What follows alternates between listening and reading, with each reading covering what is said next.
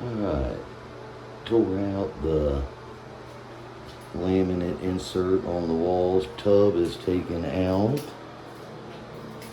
Put one piece of backer board up.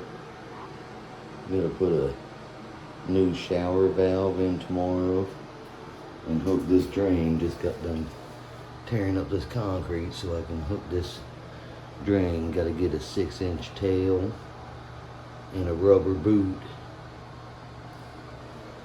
And then get the tub in tomorrow.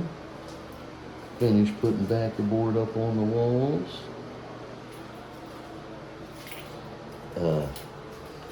Put foam up underneath there where there was a air coming through. Okay, so plumbing done tomorrow. Bathroom, tub tear out remodel.